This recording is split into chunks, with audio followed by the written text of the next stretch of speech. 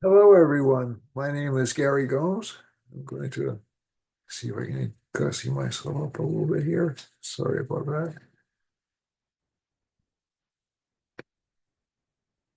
Always awkward because you're looking at a murder image of yourself. And I do need a haircut, but that's another story for another day. Hi, everybody. I'm here to talk with you about Vedic astrology, how it's impacting the world, or how it reflects what's happening in the world, and what to expect over the next week. Now, this is a short work week for a lot of people. We have a lot of families gathering. It's Thanksgiving week, so I think uh, one of the things is I'm going to try my best to make it a little bit shorter, but let's see what the actual astrology has in mind for us. Um, Geez, this is really awkward. I always had curly hair when I was a kid. Now it's coming back. Then I'm an adult. But enough about my personal features and whether or not you find them enjoyable or disgusting. So let's go on to the actual chart itself. Okay. By the way, I have been a professional astrologer for 34 years, and I am available for instruction or for readings in astrology. And excuse me. So, I mean, this spontaneity, real life spontaneity, folks, you can't beat it.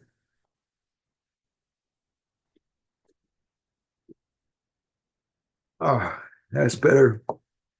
So basically, we'll be looking at the astrological chart for now until next Sunday. I will come back on Saturday to record again. I need to pull the screen up again. If you would like to contact me for either a reading or lessons, please contact me. The most efficient way to contact me is to text me at 508 525 0001. That's 508 525 0001. So you can also email me at Gary Gomes, that's Gary Gomes, the letter G, at gmail.com. Okay, so as we're as the chart is on the screen today, we have Jupiter in the first house. I still keep the outer planets there, even though, as I've told you many times before, I really don't use them or use them as what I would call underscores. Oh, and by the way, before I go on further, please subscribe, like, hit the notification bell if you want to make a comment saying you don't like this or that you enjoy it or if you have a question for me, please do ask it. I usually look at the comments I get. Sometimes it's a few weeks later, so I'll try to be more up to date with that feature of this particular uh, channel. But we'll go from there. And so let's go back to the actual chart itself. So we have a Taurus rising. Again, that's Jupiter and Venus. So Taurus is in the first house. Venus is the Lord of Taurus. It's in the eighth house of the chart. So that can mean unexpected benefits coming to the world this week, unexpected resolutions. Um, Overall, though, judgment which will have to be retracted later on or revised. So I don't want to talk about this a whole heck of a lot because I'm sure the election's over. I'm sure you're sick of the coverage. But basically, what we have is this might mean appointments or reappointments for Donald Trump that already happened with Matt Gaetz.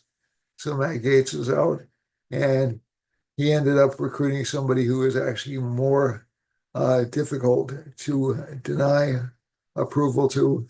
Um, and but I really think the Secretary of Defense is definitely going to run into some trouble, and that's mainly because Mars is debilitated. It's just a really simple, fast, and dirty calculation of doing it. So I haven't looked up the Defense Secretary nominee's birth chart, but it would be logical that we would have some contest over that just because of Mars being in debilitation. But I think Trump is going to get virtually all of his appointees approved. Um, and I'd be surprised if he didn't, to be honest with you. And it's possible Matt Gaetz was thrown up as sort of a sacrificial lamb and saying, well, uh, you don't want to appoint this guy, well, uh, but you can't.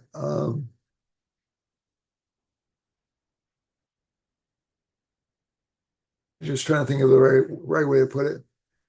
You can't find as much fault with my other nominees.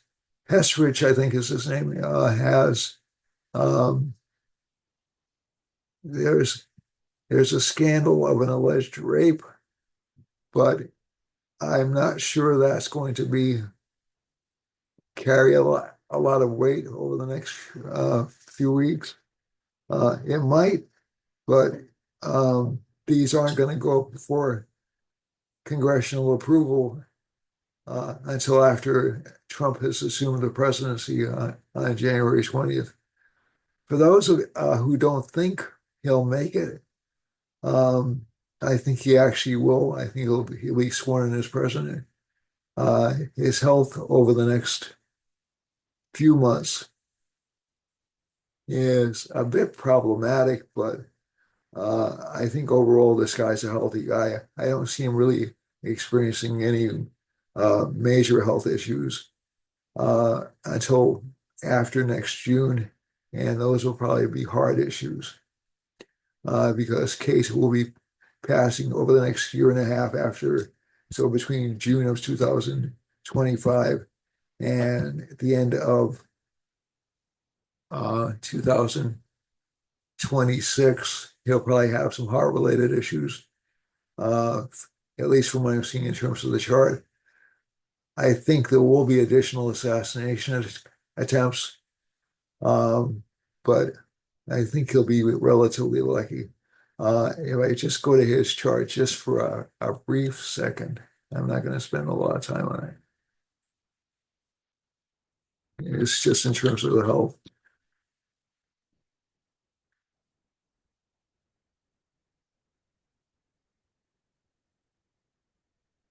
This is, again, this is a slight, because I actually think there are more important things going on in the world than this. Um,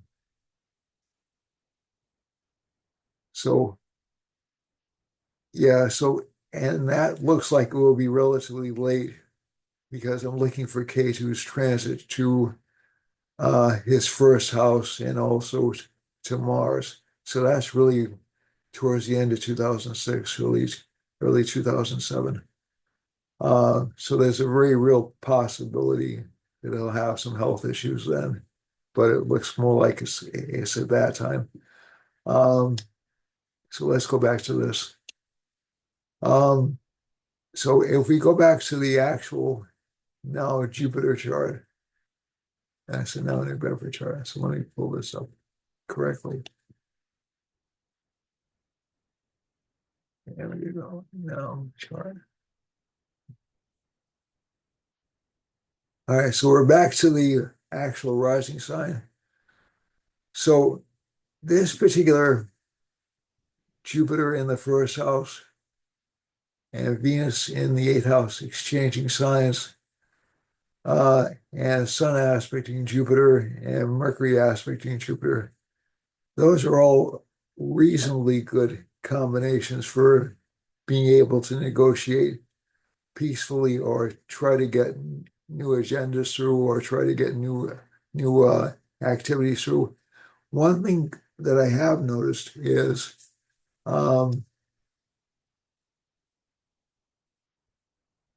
1, 2, 3, 4, 5, 6.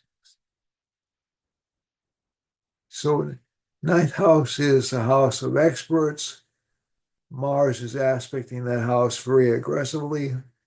Um, so so Trump will have fear from experts. The country will have fear from experts because if Mars is in this particular sign, it's a little bit, it can be a little bit timid. It can be a little bit afraid of the future. It's thinking really with its heart rather than its head. So if there's any change or deviation from established norms, that Mars will think it can't defend itself. Uh, to my mind, because the Aruda Lugna is there, that has to do with the first, as a first house representation. It's really what's mostly on most people's minds. Okay, so essentially, even though this Jupiter chart in the first house indicates a desire to make change, most people are afraid of what that change will mean to them individually. And this is the house of the general population. But the Jupiter retrograde does indicate a desire for new thinking, a desire for thinking outside the box. And I think that will continue over the next few months. The other thing is Jupiter in signs of Venus or Venus in signs of Jupiter tend to be um, trying to think of it as two dueling teachers trying to um, convince us of the rightness of their particular positions. Jupiter has ascendancy or is the preferred planet for wisdom in the Vedic chart. And Venus is usually more concerned with how the world actually operates. So this is the planet of what I would call conventional wisdom, or what most people look at and say, well, this is the way we've always done things. It's a planet connected with tradition. There's nothing wrong with that. But if but Venus is also trying to convince or lead in a way another direction, which will promise more material security. It may move away a little bit from conventional wisdom, but it's moving in that particular direction. So it doesn't mean either planet is bad or good, but that's why you're seeing this um, ideological war being waged. Plus, as I'm fond of saying, the United States is in a Rahu major planetary period. That particular period has always prompted change in this country. The two previous um, Rahu major planetary periods were in 17, one started in 1775, and the other one started around 1895. And that was the start of the progressive movement. So the first one we're obviously aware is the start of the Civil War.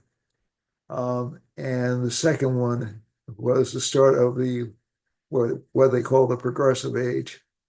And so Rahu right now is when the particular transit started during the progressive age, Rahu was in Aquarius. When the Revolutionary War started, or the prelude to the Revolutionary War started, and when um, the 2016 um, Rahu Mahadasha started, Rahu was in Leo. So Rahu likes Aquarius, he doesn't like Leo. So basically this calls for, I would tend to say, more of an upheaval uh, that happened in 1895. And the reason I'm saying that is because Rahu doesn't like royalty in particular. Uh, I think it's fascinating that you're seeing right now just a lot of scandals connected with show business or high-ranking officials happening around the world. And that's usually what a Rahu um, transit will indicate. And this is in Pisces. It's the sign of belief, but it's also the sign connected with entertainment, escapism, to a certain extent, drugs, also with spirituality. So you're seeing an increased emphasis on spiritual development or spiritual activity, less interest in there's certainly still interest in material acquisition that never goes away in a society like ours. But there is a desire for change at the top. And that change is going to be very strong, especially around mid-April of next year, as I've said many times before. But basically, this is all part of what happened in the last election and all part of what happened um, in various countries around the world. I keep coming back to Germany. Germany has um, had a dissolution of its coalition government, and they have to call for elections in March, uh, or maybe even as early as February, and that will disrupt Germany. Hopefully, I think they're seeing it as a way of stabilizing themselves. But um, the finance minister, uh, the reason the finance minister resigned, I found out the other day, was because uh, the existing government would put itself in violation of breaking Germany's rules on deficit spending. So it's, and again, you're seeing trends in Germany which haven't happened in roughly 100 years. So there's nothing magical about that, about 100 years, to be honest with you. Um, it's not really tied to any planetary motion except maybe for Rahu and Ketu. So essentially, um, so yeah, they're roughly 20-year cycles of Rahu and Ketu. So that's actually around 18.6 to 19.1 years. And that will tend to cause some problems in other governments around the world. In terms of space travel and things like that, over the next year, you're going to see a lot more interest in that, especially when Rahu passes over Saturn and Rahu enters Aquarius. Saturn is in Aquarius, is inside of Vishak Nakshatra. It's actually not a bad nakshatra, but again, it does call for the overthrow of or deposition of leaders. So I think this is part of a longer term pattern you'll see in a variety of countries. There's a lot of um, dismay in various parts of the world. It's not unique to the United States, but a lot of the fear, I think, is a bit overblown because that Mars is in Cancer, is going over Pushyami Nakshatra, which is pretty much the most traditional nakshatra. Um, and I think one of the things to keep in mind um, is the nakshatras play a certain role. So we can start with Ashvini, that's a healing and birthing nakshatra. Then it goes to Bharani, which is connected with birth, life, and death. Um, then it goes to Kritika, which is essentially cutting the cord, allowing us to live in the world, and also allowing us to make critical assessments for ourselves. Then it goes into Rohini, which is more of a luxurious nakshatra, and that's why we saw a lot of Hollywood stars coming out over the past year, making their voices heard and preaching.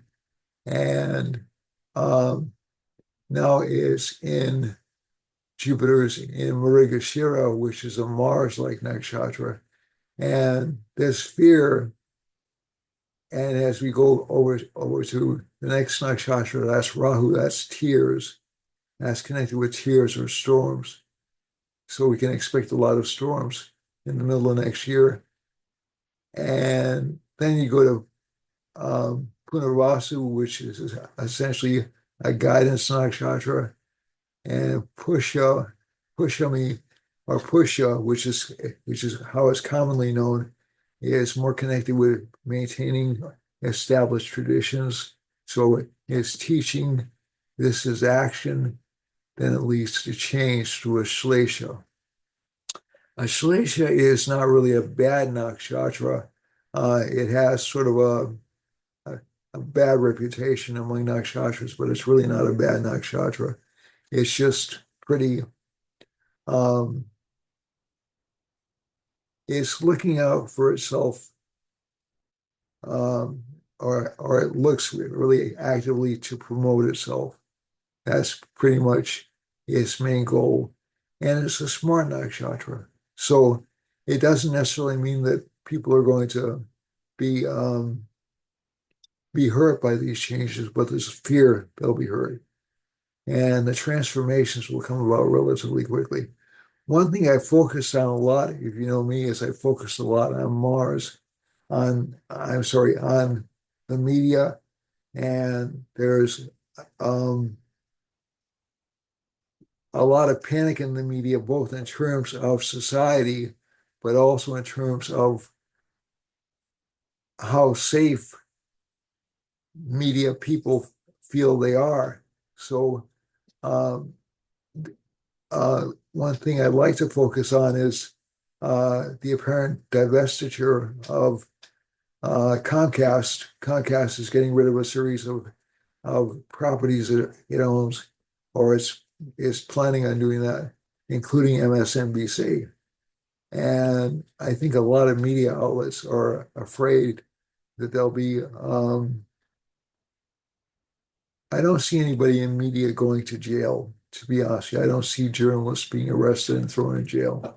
I think that's, now, is that possible? Yeah, of course it's possible. Anything's possible. Is it likely? Eh, it's, at least from my perspective, that's not going to happen. Um, will there be,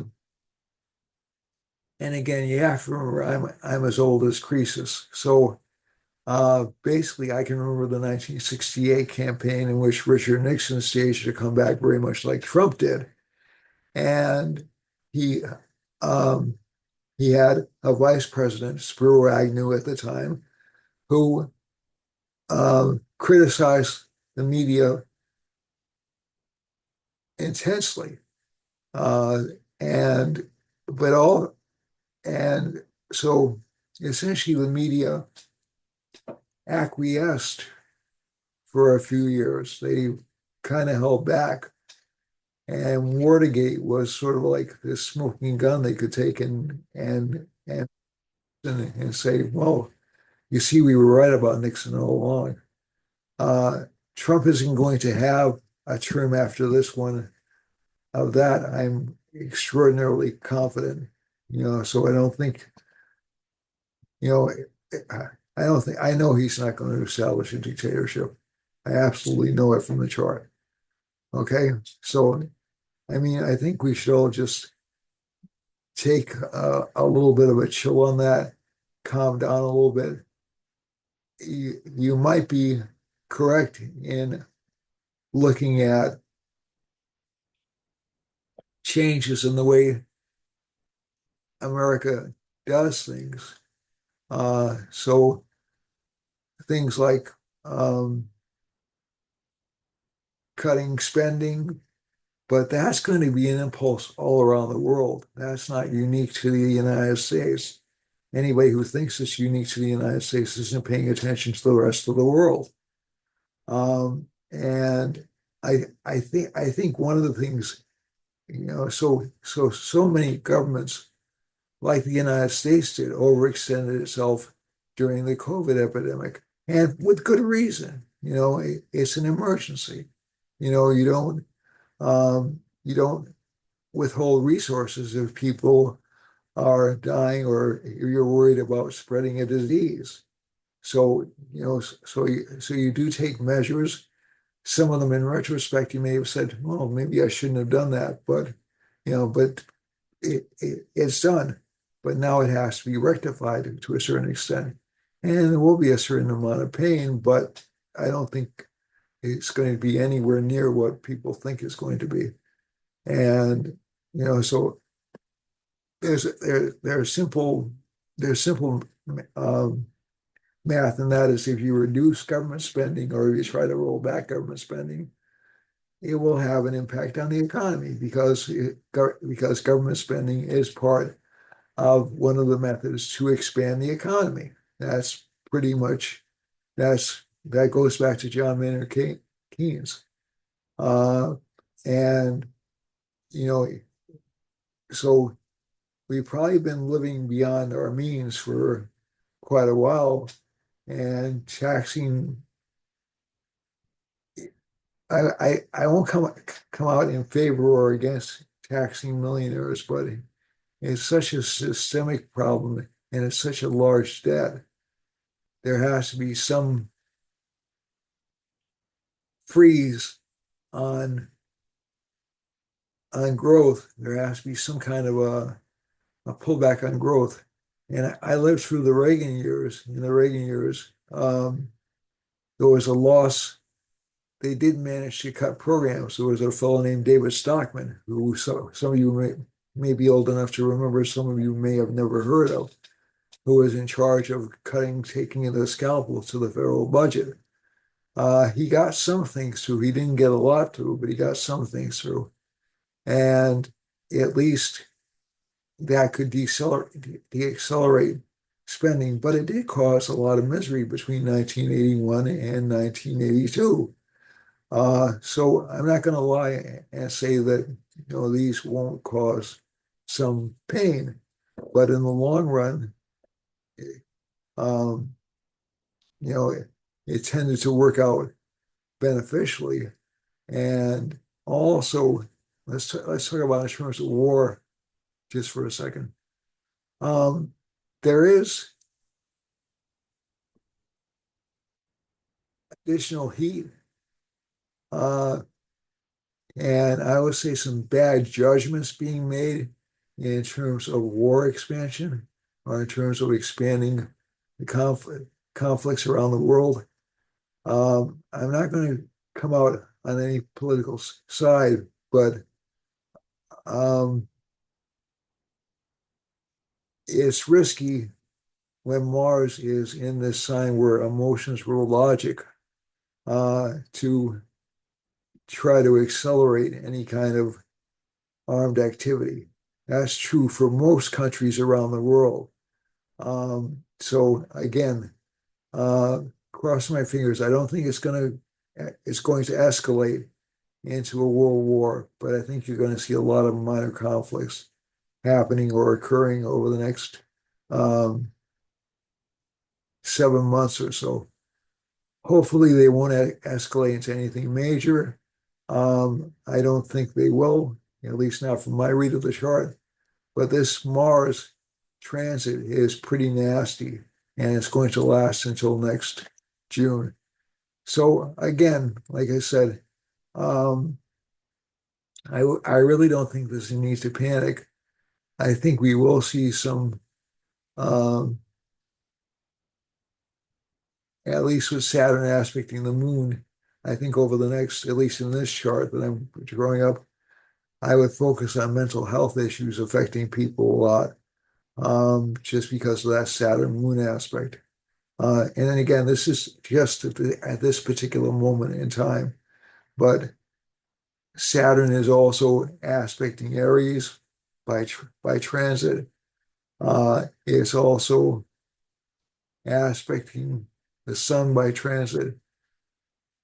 But I think you'll see communications hopefully start to calm down by within about 3 days when Mercury enters the sign. Now, around December 13th, so this is something I have to caution you about, December 13th to around January 5th, Mercury goes retrograde. So that's kind of a big deal. Jupiter, roughly around the same time, both Mercury and Jupiter go direct. So that'll be early January.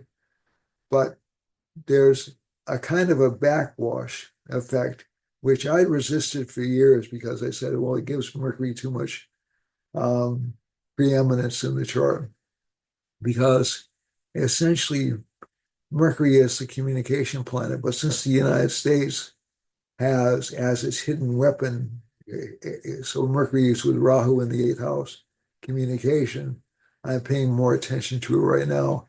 And it's in the 12th house of the United States right now. So the communication patterns are a little bit confused or a little bit confusing. And by December 13th, it'll go retrograde. It'll cause bad communications with foreign governments. And I think overall, that'll probably be the most dangerous time over the next few months, December 13th through January 5th. But we'll have a cessation of retrogrades, which will essentially save us from making any too harmful mistakes in the world. So I'm basically an optimist, at my core. The Mars Saturn aspect, people are going to be critical of everybody else until until mid-March, intensely critical. And that's mainly because Mars is aspecting Saturn. So just be aware of that. Also, and again, this is interesting because I've gotten a few inquiries about this. Be careful driving. Mars is pretty much the planet in charge of accidents. If Mercury's perception is dull because it goes retrograde, it can cause automobile accidents over the next month or so. So just be really, really careful. Okay, traveling.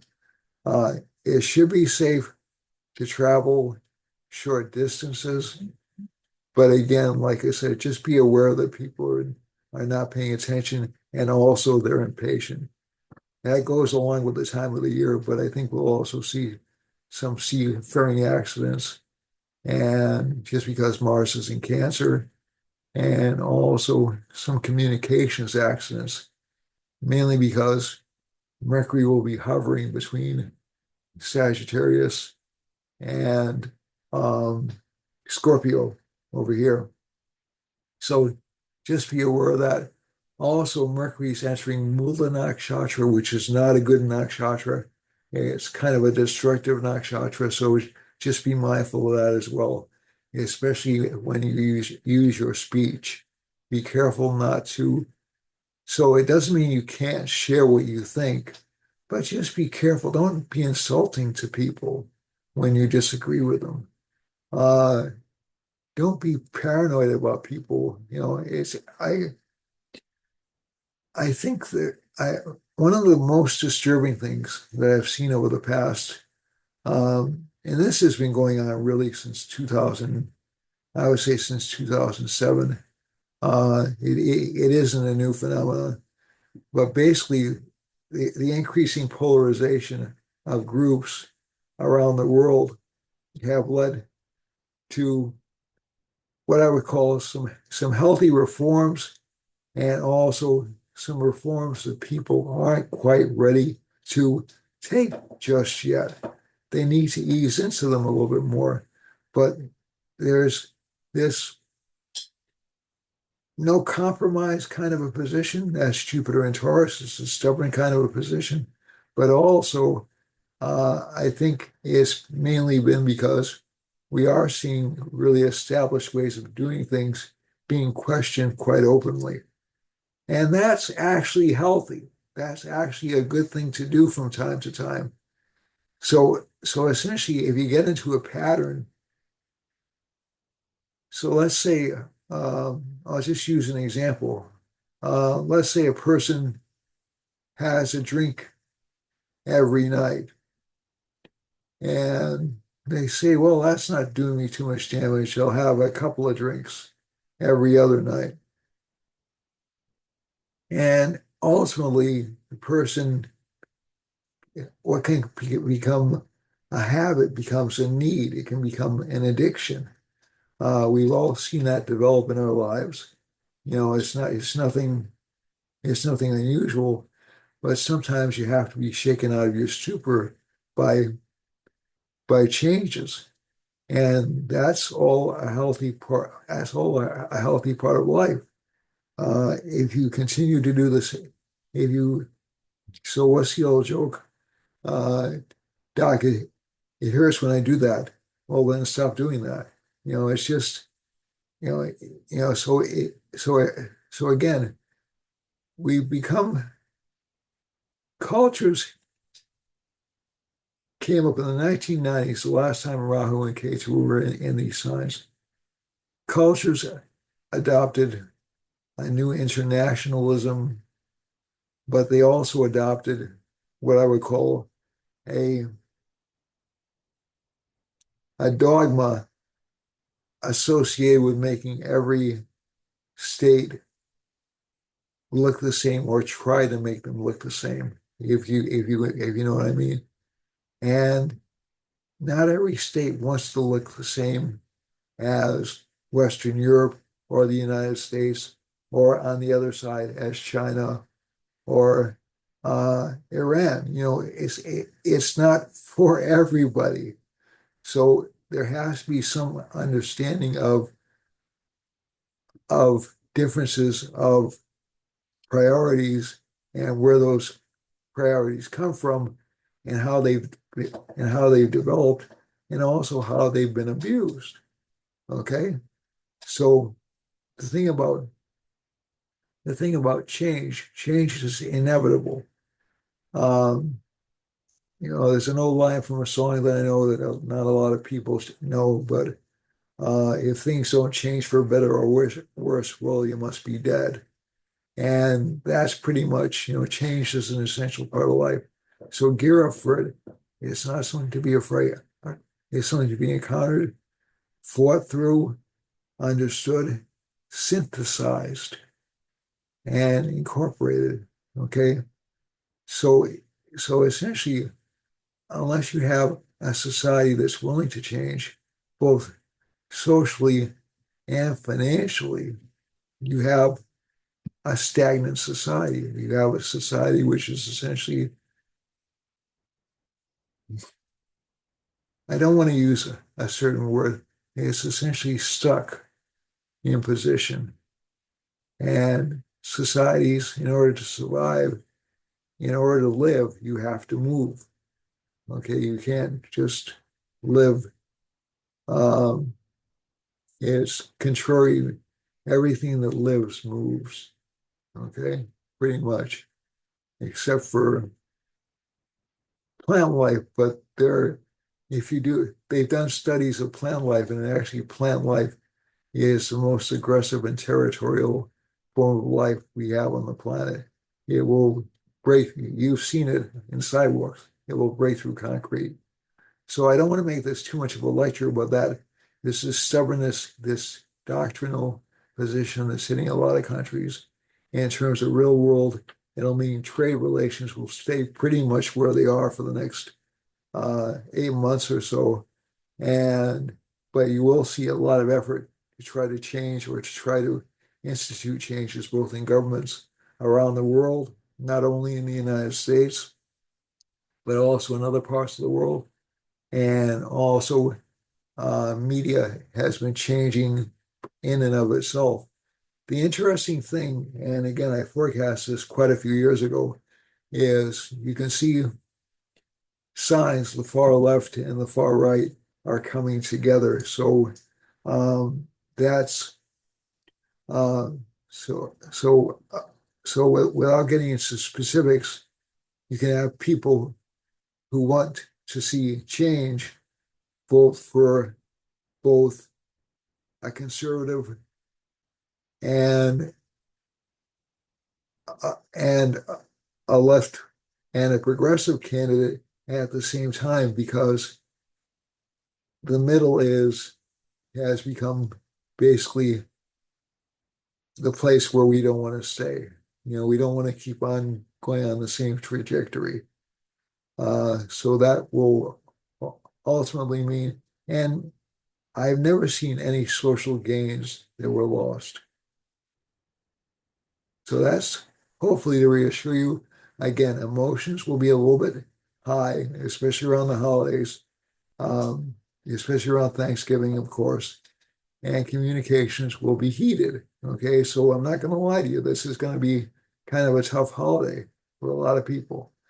And you definitely saw this coming. You don't need me to tell you that. But don't panic.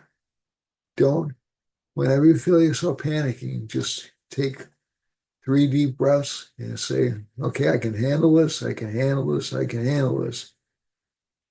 And that's true of people who are impatient to get change done as well.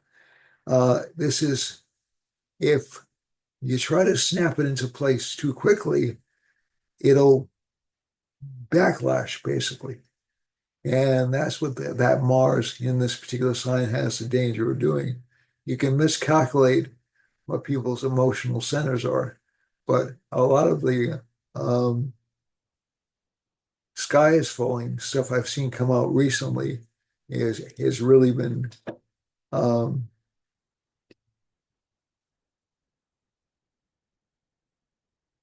I'm tempted to say it's been funny to me, but I know for those people it isn't funny. And I, I and I realize that they're going through a lot emotionally. So uh, it's not it's not funny from that perspective, but I think it is overreaction, just personally. But again, it's really, I can blame the stars for that because Mars in this sign is overly emotional. Okay, a little bit overly aggressive at times too. So keep that in mind. All right, so let's go to the actual week ahead for the individual signs. Um, so for Aries, Aries has this Jupiter, so still trying to make up for gains, financial gains were lost, a lot of expenses for this particular sign. The Lord of this particular sign is in the fourth house. It makes this sign overly emotional this week, but it'll feel lucky or happy. Kate, who's in the sixth house, more disease prone than normal. Sun and Mercury are in the eighth house, so not quite as confident, and family may be problematic during this coming week. Venus is in the ninth house. That's actually not a bad position. If Venus is in the ninth house, it does show some increasing financial prosperity for this sign. Saturn's in the 11th house. That does put a lot of pressure on this sign for to produce. Rahu's in the 12th house, again, excessive expenditures. Um, for now, again, you can kind of fight that by saying, well, do I really need this particular thing at this particular point in time? Okay. And it was a necessity, buy it. It was something you'd like to have, but maybe think of whether or not you want to have it, let's say 6 months or 9 months or a year down the road. Okay. For Taurus, Taurus has Jupiter in the first house. And it's generally a benevolent position. But again, there's this over expansion, maybe unrealistic expectations with Jupiter and Taurus. Rahu is in the 11th house, so there should be some short-term financial gains for this sign. Venus is in the eighth house as Lord of the first house. So relationship partners will probably be spending a lot.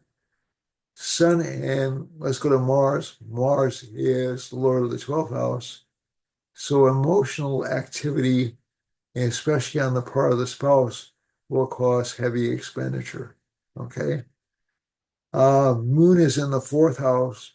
Yes, pretty well placed in this sign. It's in one of the better signs for prosperity or for income over the next few weeks. And K2's in the fifth house, so children may be troubled or have difficulty. Um, Sixth house Lord is Venus. He's placed in the eighth house. And it's kind of it's a yoga that cancels itself out, so enemies will be essentially silenced or hidden away, maybe plotting against you, but not really effectively. And let's see now, Saturn's in the 10th house, a lot of work for this sign. 11th house has Rahu in it. We've spoken about this already. Temporary gains. For Gemini, Gemini has the Lord of the first house in the sixth house. So communications networks will feel a little bit tied down. Uh, Temporary problems for Gemini rising sign, which should go away for a few weeks in December until December 13th, and then start to show up again around the end of the year and finally be kicked out in early January. Okay. But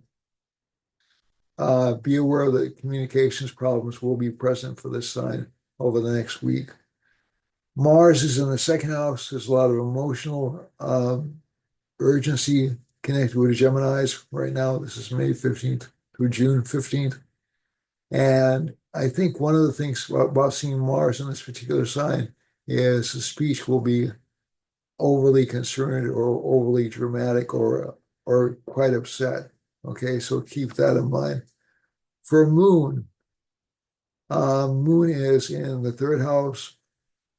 A lack of feeling that they can solve a problem because Saturn's blocking it or Saturn's blocking their desires just temporarily, just for about a day or so. And there'll be more of a tendency towards accidents early in the week. So just be careful driving, as I said before, especially Geminis. And, excuse me, and Moon is in the third house. So we've already spoken about that. K2 is in the fourth house. So again, be careful in vehicles. Sun and Mercury are in the sixth house. Try not to let your vital energy go, your desires or your ambitions go, because you can get wrapped up in too many problems.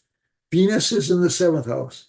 Finally, we have a nice combination for Gemini rising. This sign will be relatively lucky in love and happy in romantic life. Eighth house, Lord is in the ninth house. Saturn's in the ninth house. That does indicate slow and steady progress in overcoming enemies and obstacles. Rahu is in the 10th house for advanced publicity. Jupiter in the 12th house. Again, too much heavy expenditures for this particular sign. And this is going to show up repeatedly throughout the charts we're looking at. Cancer, July 15th through August 15th. Mars is debilitated in the first house. Overall, not a bad placement because it's actually what they call the Raj Yoga Karaka for this particular sign. So actually, it should give some luck to Cancer risings or moons or sun signs. But that moon in the second house does bring some income in, but slowly and steadily. K2 in the third house makes the sign more, excuse me, more aggressive, more ambitious. Sun is in the sixth house.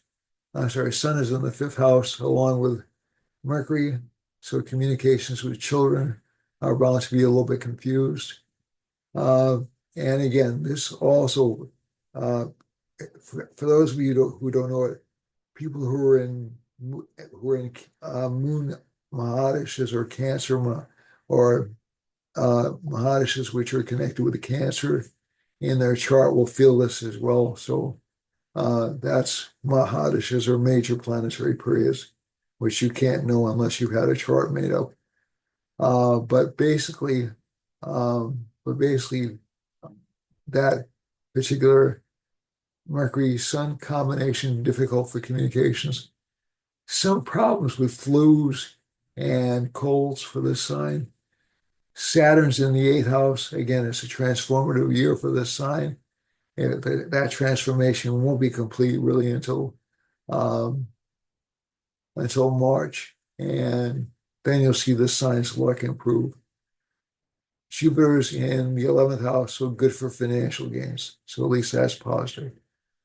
For Leo, Moon is in the first house in Purva Falguni Nakshatra, excellent nakshatra for wealth. Ketu's in the second house. Speech is misunderstood, though, misapprehended. And um, for and also heavy on expenditure patterns because Mars is in the 12th house and Moon is the Lord of the 12th house for this sign. But it will bring money in. Sun is in the fourth house along with Mercury. That's a relatively good placement for uh, home stability. Children should be doing well this week. Saturn, relationship life is a little bit stodgy, but predictable. So that's not necessarily a bad thing. Rahu's in the eighth house. It's basically, it'll make relationship partners a little bit greedy or a little bit ambitious. You'll also notice that Rahu and Ketu are stationary direct. This is the most I've ever seen them stationary direct in quite a while when I've been doing these charts. And um, and again, most Vedic astrologers in India wouldn't even use this measurement. I use it because I think it's a bit more precise. Jupiter is in the 10th house, so it should give good career growth. But again, some difficulty getting one's thoughts or one's ambitions through. Virgo. Virgo has Ketu, magnificent Ketu in the first house. Now, why do I call Ketu magnificent? Well, because it opens you up to all possibilities. However, it doesn't acknowledge any limitations. Ketu in this particular sign can cause kidney or liver problems. So people who have any sensitivities in those parts of their body get that checked out. Be serious about it. Get it checked out. But overall, Virgo is going to feel like it can do anything or do almost anything. The Lord of Virgo, Lord of the second house, is Venus, which is located in the very sensitive fourth house of emotions. So speech will be very emotional, so Mars in Cancer is not the only emotional placement. I should have said that earlier. Venus in Sagittarius is as well. So people's feelings get very hurt very easily when that combination is there. Sun and Mercury are in the fourth house, so that's good for family status, good for family gains. The signs are they're 20 degrees apart, so this is out of combustion. This is pretty unusual that we see this happen. So essentially, your intelligence is higher now than at most times. And let's see now. Venus is in the fourth house. So again, kind of emotional, but good for financial gains. But maybe a little bit too soft-hearted. Saturn is in the sixth house. This is not a bad placement. It encourages hard work for Virgo. Rahu's in the seventh house. Relationships or new relationships will seem to be more secure than they really are. So you'll have to be rechecking your relationships. Jupiter's in the ninth house. That's actually good.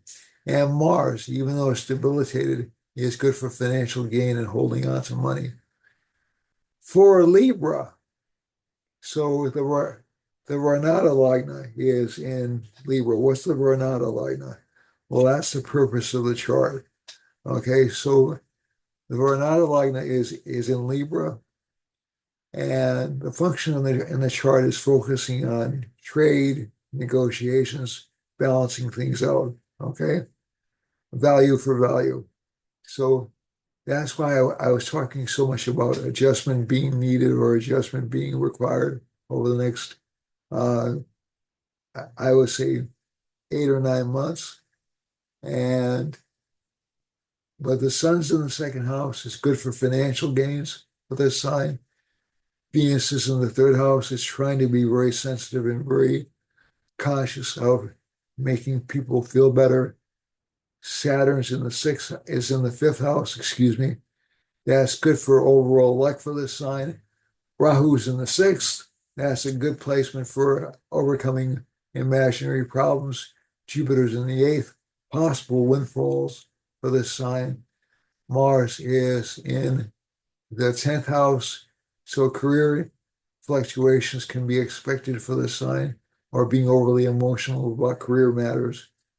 And Moon should give this sign relatively high gains or relatively strong improvements in finances. For Scorpio, Scorpios has Sun and Mercury in the sign, and Venus is in the second house. So this is good for the sign in terms of career, confidence, even financial gains. Again, Scorpios should watch out for their friends. I'm not saying that to be nasty, just be careful of your friendships. Venus is in the second house, it's in Sagittarius. Again, this sign will be a little bit overly emotional or a little bit distracted when it speaks. Saturn's in the fourth, is in the fifth, fourth house, sorry. Wow. And I said the Sun, Mercury, and I said this combination made you smarter. It is aspected by Saturn, so maybe that's why I'm making these stupid mistakes. Uh, Saturn is in the fourth house in the chart. It's aspecting the moon. Uh, a lot of focus on famous people over the coming week. We've already seen that, but there'll be a lot more focus on that. Rahu's in the fifth house. My cats are trying to break into this room. Uh, Rahu's in the fifth. Rahu's in the fifth house. Should be some potential for overall financial gains. By the way, celebrity damage, Saturn Moon opposition. And also Rahu in the second house from Saturn. One, two, three. Okay, sixth house Lord is Mars.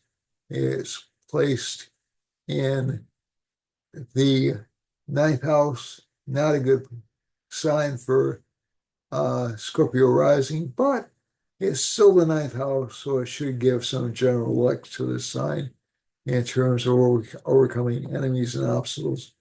Jupiter in the seventh house is really a blessing for this chart. It gives an aspect to the Sun and Mercury, so it makes this sign happier than it usually is.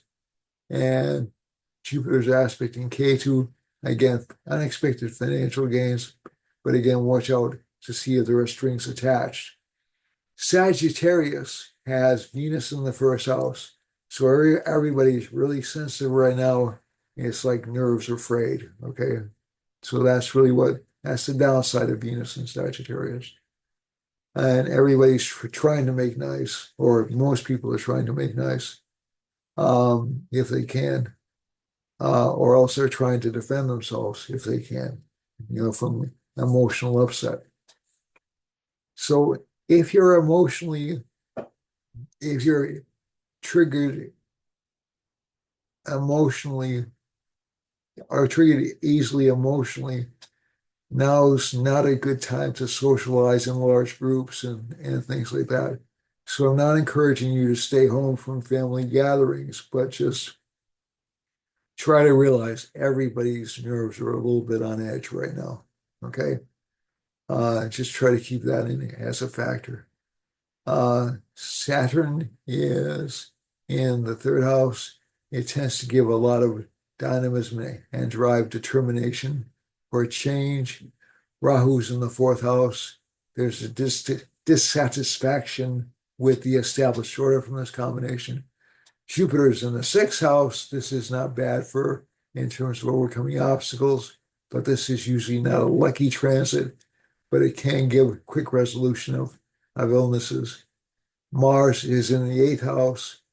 Uh, Again, not the best sign placement for this particular planet, and is considered one of the better planets for Sagittarius sun. But so a lot of luck will have to be dug out and expressed with help from other people. So that means you'll have to seek advice from other people or guidance from other people. K2 in the 10th house, again, this sign will seem to act unpredictably or erratically, but it's not necessarily a bad time for this. It's a time of new discovery. Sun and Mercury in the 12th house, again, some problems with communications. For Capricorn, Capricorn has Venus in the 12th house. That's generally a good placement for saving money. Saturn's in the second house, more conservative, more frugal placement. Rahu's in the third house, some desire for financial security or stability. Jupiter's in the fifth house, is in the fifth house. Yep, I was right.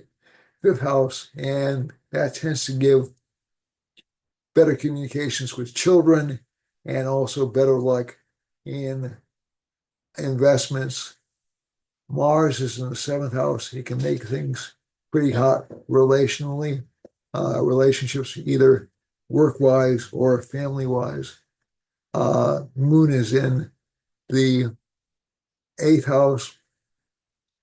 Moon's in the eighth house aspected by Saturn. So again, relationship partners will seem a little bit depressed or a little bit down. K2's in the ninth house, unexpected benefits or gains. Sun and Mercury are in the 10th house, are in the 11th house, good for financial gains. For Aquarius, Aquarius has Saturn in the first house. This is a kind of a kingship or rulership combination. But again, it doesn't last. So it'll last only for a few months. But again, it is a good time to actually exercise that kind of authority. Rahu's in the second house. It's not badly placed in the second house. It actually, for this rising sign, it actually brings good results. So there will be some increased financial success for this sign. Jupiter's in the fourth house. It makes a stable home environment. Mars is in the sixth house. Again, emotions are your worst enemy at this time of year. Calm down. Don't get upset. Don't get perturbed by people. Moon is in the seventh house, aspected by Saturn. So relationship life looks stable, although relationship partners may be a little bit sad. K2's in the eighth house. A lot of interest in investigating behind the scenes matters. And finally, Sun and Mercury and Venus are in the 11th house, so good for gains for Aquarius. For Pisces, Pisces has Rahu in the first house. Again, we have to watch out for this sign in terms of paying attention on the road, paying attention to relationship matters, because K2 will make relationship partners seem a little bit distant. Jupiter's in the third house. This can give some beneficial financial gains to the sign. Mars is in the fifth. That's not a bad placement, although children may seem a little bit overly emotional. Sun and Mercury are in the ninth house. That's a very good placement for this rising sign. It'll give increased financial assets. And Venus is in the 10th house, giving good success in work life. But again, too much expenditures. So try to focus on the next few weeks and months saying, I know it's tough because it's Christmas, but just say, do I really need this, or can I do with something a little bit less over the next few months? Okay? Because these indicate what I would call silly expenditures. So um, both Rahu and to a certain extent Jupiter and Saturn in the 12th can cause obsessive spending patterns. So let's go to the time and space map. So try to blow it up, and 9 times out of 10 that happens. All right, so this is better. So we have a Sun and Mars line hitting over Alaska and close to Hawaii. Again, there are some issues about land in Hawaii which have not yet been resolved, and I keep on coming back to that. We don't hear a lot about Hawaii, but that does look like it's still an issue. Um, I'm not going to say volcanic activity with definitely some dangerous waters around there. Um, Western Canada, essentially, this is not a bad transit for Western Canada, but again, more accidents. I'd be willing to bet there are more hunting accidents um, in that part of the world. Um, and there's a Saturn line crossing over it, which is or close to it, which is very dangerous. There's also a Jupiter line, which is a little bit too optimistic. There's a Mercury line passing over the West Coast, and there's a Moon and Saturn line passing over Oregon and Washington and Vancouver. Um, I think, and it'll also hit California. So I think you'll see some governmental scandals in this part of the world over here in this region, roughly between Arizona and California, and maybe extending into New Mexico. There's a Venus line running right through Texas and right through Mexico. So that's overall not bad. It's relatively beneficial. Those parts of the world may be subject to intense storms, but that would be about the worst of it. Let me just see now. And that's mainly because of Venus.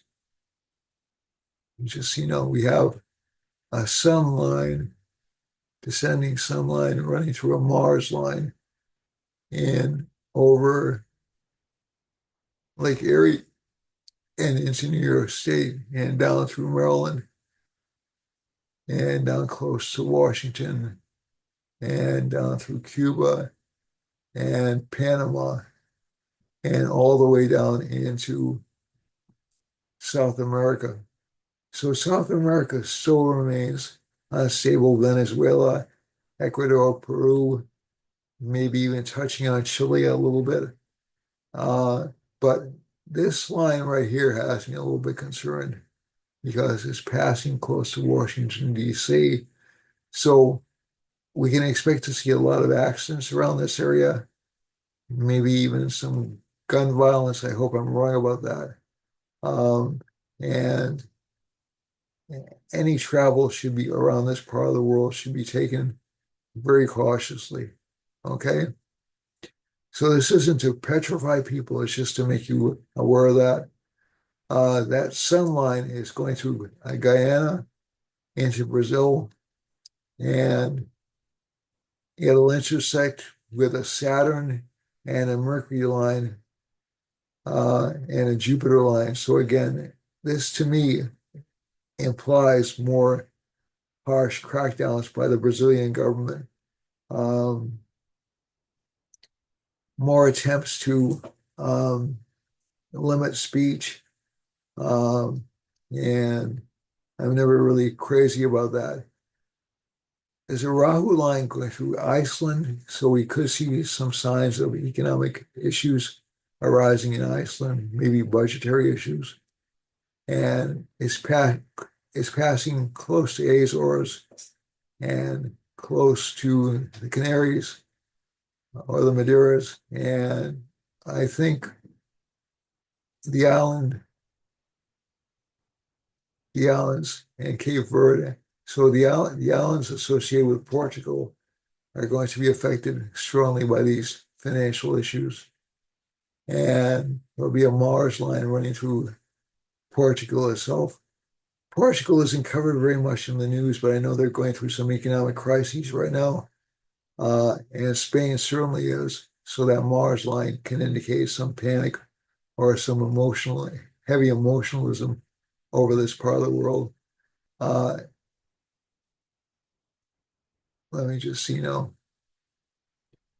Going through, and there's a Mars line going right through Libya and down through, I'm sorry, not through Libya, through, no, it is through Libya. It is through Libya. Algeria is over here. So it's a Mars line going through the Eastern republics of Africa all the way down to South Africa.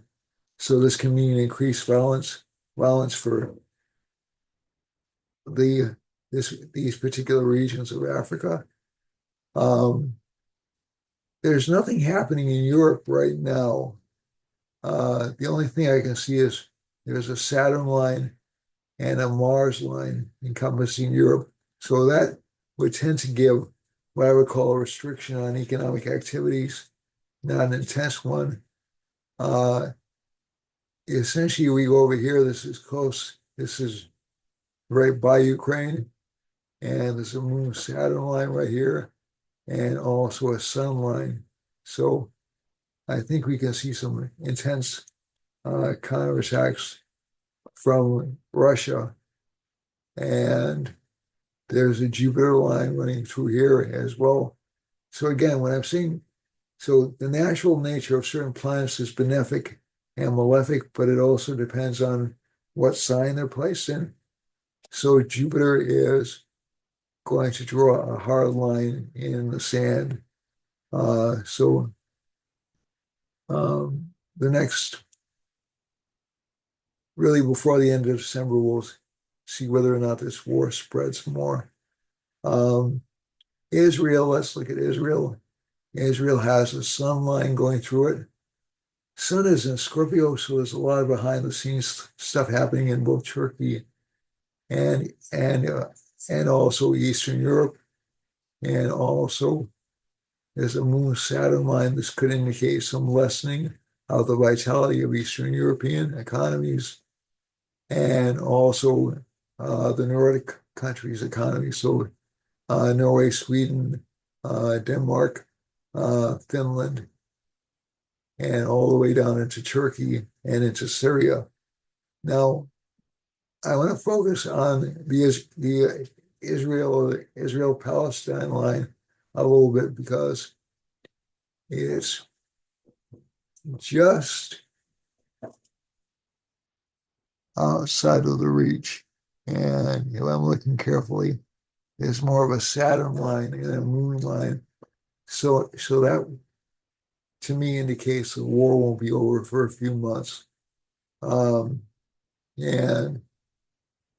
again, unfortunately, more mass casualties. Saudi Arabia maybe drawn into it a little bit. Hopefully not. And there's a Jupiter line going over Iran and also a Saturn line going over Iran. So Iran's facing its own difficulties right now. There are some governmental disruptions. And so that Jupiter line, while they want to be engaged more aggressively, I think they'll be stopped from it because of domestic issues in their politics, because of that Saturn line. There's a Rahu line going over Pakistan and Afghanistan into central Russia. And there's also a Venus line. So this can give heavy rains in India, the Venus line in particular, but also unexpected fires. So this is going to be an interesting time for India. And again, political scandals it looks like all throughout India, but more so in the western part. And there may be scandals connected with their celebrities as well. There's a Mars line going right through Southeast Asia, what used to be called Southeast Asia, Vietnam, Cambodia, Thailand, Malaysia. and down into Indonesia. So I think one of the things to keep in mind is this Mars line also intersects China.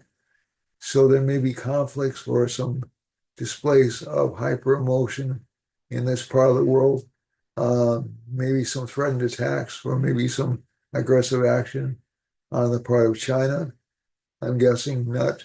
It's unlikely to come from these countries, from Vietnam, Cambodia, um, or Thailand. It's highly unlikely to come from them.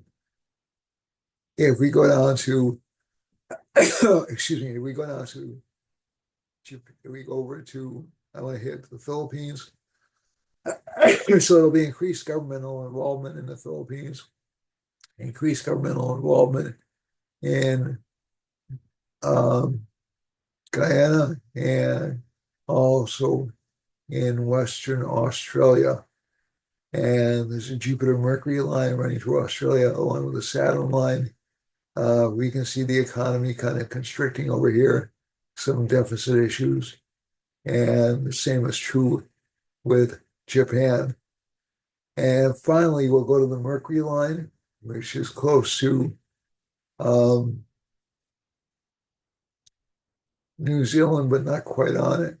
We don't hear a lot about New Zealand in the news lately. Um, the only time we really heard a lot about New Zealand, to be honest with you, was during the COVID epidemic, because you know, they had a low uh, uh, rate of COVID cases. But there are other reasons for that other than the government, which I won't go into right now. But we have, which line is that? This is really, so that is a Mars line running through New Zealand. So we can expect some more political unrest, some more attacks on reforms, and some increased financial activity, financial um, depression, or not depression, financial setbacks in New Zealand. Now, this doesn't mean any of these countries are on the brink of disaster, so keep that in mind.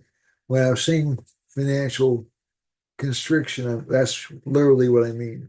It's um, for a lot of governments around the world, with a select few, um, essentially the world economy has gotten worse. Uh, so there are very few exceptions to that rule. And so so again, the United States feels like it's in a bad posture. Rest assured, most of the rest of the world is in a worse posture. But um, they will have to face either increased revenue streams, which means increased taxes, or um, government cutbacks, which will cause um, domestic problems. But it doesn't seem like, with this constrictive cycle of Saturn and Rahu coming up, um, I don't think there's any way around that. So just be advised of that. Uh, it doesn't mean economic catastrophe. It doesn't mean we'll have starving people. There are people who starve in the world in the best of times, and that's because we have really lousy ideas about food distribution. But hopefully that can be remedied over time, and we'll see our way out of these crises as well as previous crises. Okay, so chin up. There are opportunities out there, and don't worry. Don't obsess about details. Just try to keep your emotions in check over the holiday season. And I look forward to seeing you next week. Thanks, and I love you guys.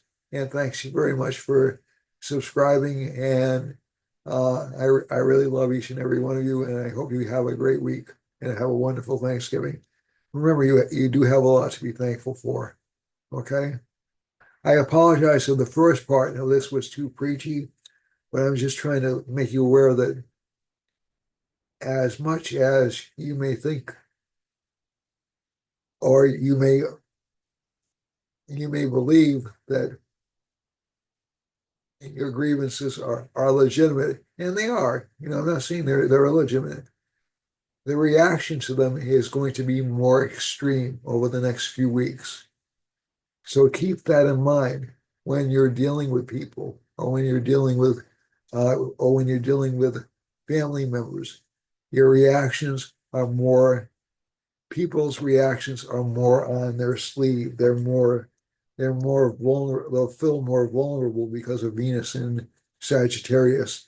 They'll feel more aggressive because of Mars in Cancer. Those are the two primary emotion drivers right now. Okay? Thanks a lot for watching, and I'll see you next week. All right?